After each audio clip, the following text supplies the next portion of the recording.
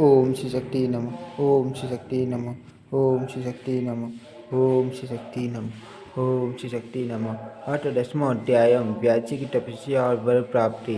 ऋषिगण बोले, हे सूची, आपने हमें पहले ही बतला दिया है कि असीम तेज वाले व्यास जी ने कल्याणकारी समस्त पुराणों की रचना करके उन्हें शुक्रदेव को पढ़ाया। व्यास जी ने घोर तप करके शुक्रदेव जी को किस प्रकार पुत्र रूप में प्राप्त किया। व्यास जी के मुख से आपने जो कुछ सुना है वह सब हमसे विस्तार पूर्वक कहिए। सूची बोले, सत्यवती पुत्र व्यास जी से जिस प्रकार योगी इस जनों में शेष साक्षात मुनि स्वरूप सुखदेव जी उत्पन्न हुए, उत्पत्ति के इस इतिहास को मैं आप लोगों को बता रहा हूँ। सत्यवती के पुत्र महर्षि व्यास पुत्र प्राप्ति के लिए तुरंत संकल्प कर अत्यंत मनोहर सुमेरु पर्वत के शिखर पर कठोर तपस्या करने लगे।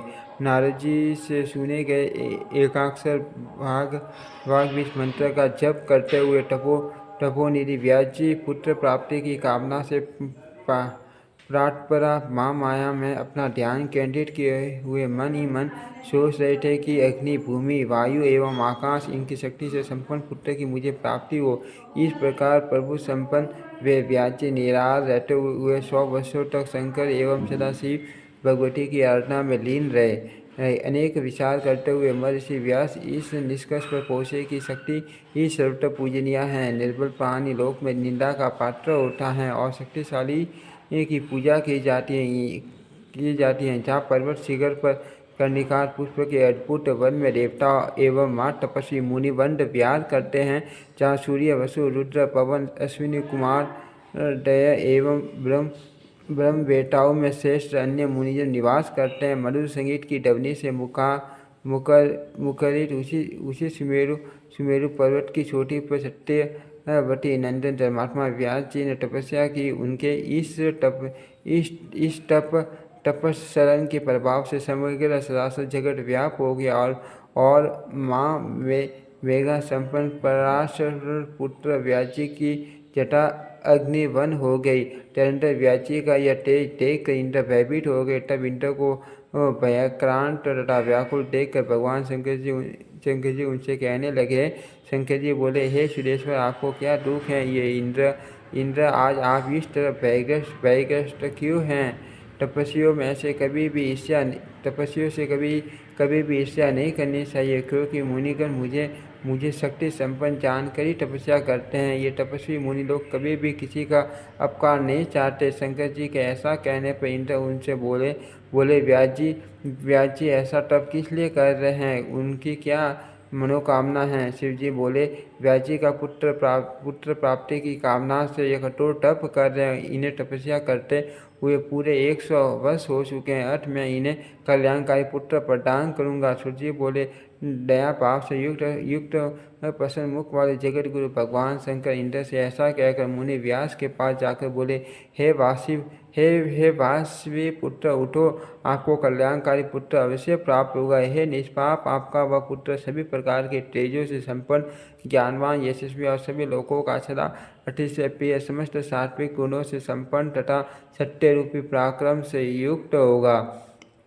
सूर्य जी बोले, तब शूल प्राणी शंकर जी की मधुर वचन सुनकर उन्हें प्रणाम कर द्वैपायन व्यास जी ने अपने आश्रम के लिए प्रस्थान किया। वहाँ पहुंचकर कई वर्षों तक घोर तप करने के कारण अतिशय शांत महर्षि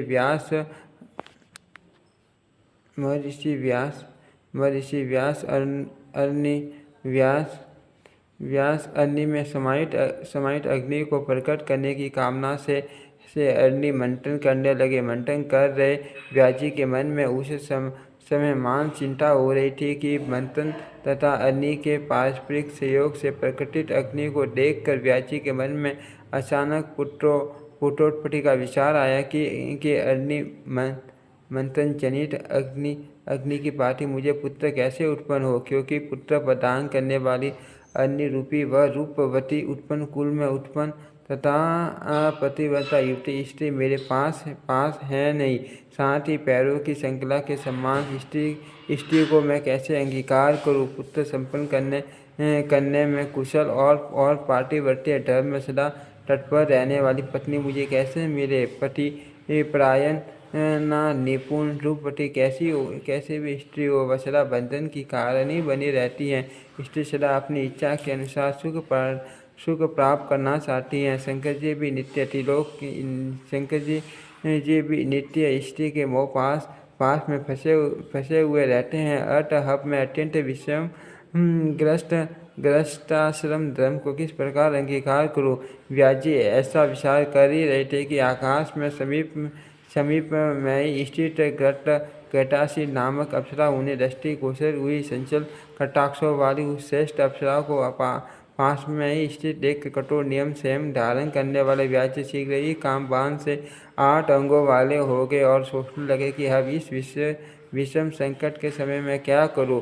धर्म के समक्ष इस दुर्जय काम वासना के वशीभूत होकर यदि मैं चलने के लिए यहाँ उपस्थित हुई इस अप्सरा को स्वीकार करता हूँ, तब ऐसी स्थिति में महात्मा तथा तपस्वीगण मुझ काम शक्ति से वेल का ये उपवास करेंगे कि 100 वर्षों तक कठिन तपस्या करने के पश्चात भी एक अप्सरा को देखकर महा तपस्वी व्यास इतने विवश कैसे हो गए। और फिर यदि इसमें अतुल्य सुख हो तो ऐसी निंदा भी होती रहे, अर्थात उसके उपेक्षा भी की जा सकती है। गृहस्थाश्रम पुत्र प्राप्ति की कामना पूर्ण करने वाला, स्वर्ग की प्राप्ति कराने वाला तथा ज्ञानियों को मोक्ष देने वाला कहा गया है, किंतु वैसा सुख इस देव कन्या से नहीं प्राप्त होगा। पूर्व काल में मैंने नारद जी से एक कथा सुनी थी जिसमें राजा उर्वशी के वशीभूत होकर अत्यंत संकट में